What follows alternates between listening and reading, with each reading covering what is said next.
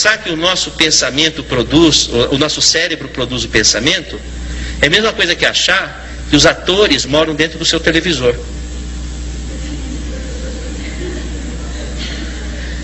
Então, sabe o que os cientistas têm feito? Bom, se lesa aquela área do cérebro, não tem mais aquele comportamento. Então, teu televisor quebrou um botão, já não tem mais a novela. Não existe mais a novela. Então, é um raciocínio muito primário. Hoje em dia, o cérebro tem sido comparado a um computador. De fato, é um computador. Mas não existe um computador que produza o próprio programa. O programa é produzido por um outro ser que se chama programador, que instala o programa no computador. Então, o pensamento, a imaginação, elas não podem nascer de dentro do cérebro. Elas têm que vir de fora do cérebro e ser instalado no cérebro, por lógica formal do raciocínio informático. O Roger Penrose, da Universidade de Oxford, ele vai dizer que o ser humano é um ser biológico, psicológico e espiritual, justamente baseado no teorema de Gödel. Um sistema não é capaz de ostentar autoconsciência, quer dizer, o seu corpo não pode ter autoconsciência, a consciência do seu corpo tem que vir de fora dele. Por uma impossibilidade matemática, o seu corpo não pode produzir a própria consciência.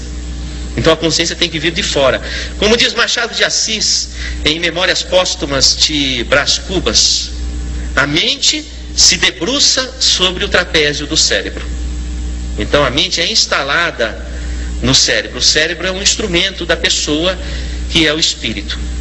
Então, dentro da ciência formal, e eu procuro raciocinar dentro da ciência formal, existe uma impossibilidade da pessoa ser o próprio corpo. Uma impossibilidade matemática. Outra questão fundamental que nós precisamos estar atentos é que ter um conceito errado de que a ciência é materialista, porque não é verdade. Porque o materialismo não teve prova científica. Eu queria que alguém me dissesse aqui, qual foi o trabalho científico que provou o materialismo? Alguém sabe?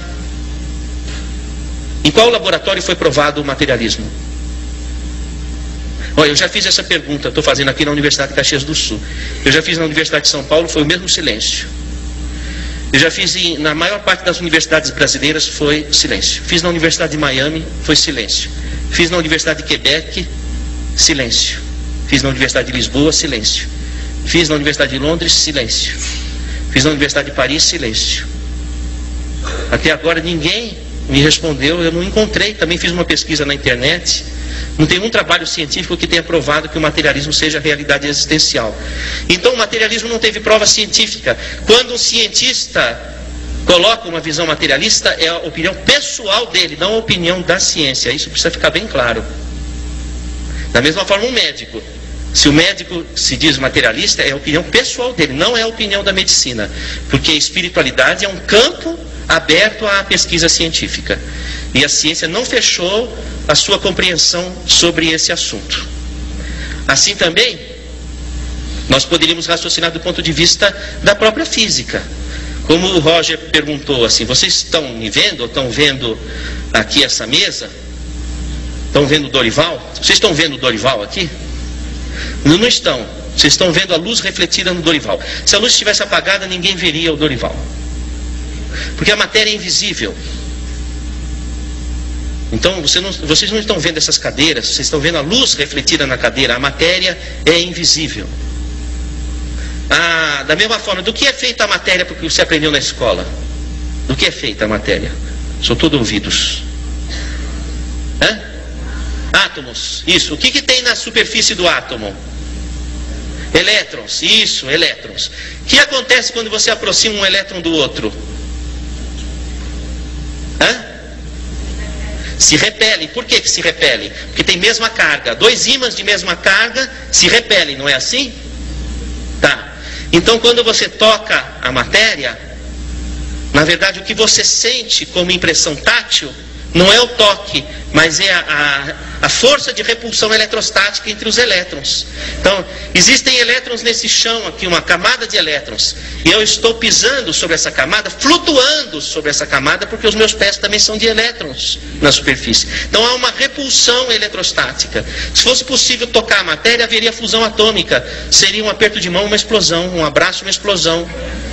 acabava o mundo. Às vezes acaba, um abraço pode acabar o mundo, mas veja, eu queria que vocês raciocinassem. A matéria é invisível e a matéria é intangível. Então o materialista acredita no que ele não toca e naquilo que ele não vê. Precisa ter muita fé para se tornar um materialista. Oi, filha, o que é que você está perguntando? A escuridão é o medo.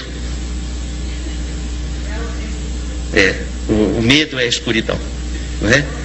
Então, a questão é que falar de espiritualidade numa universidade é sobretudo trazer à ciência a lucidez e a honestidade.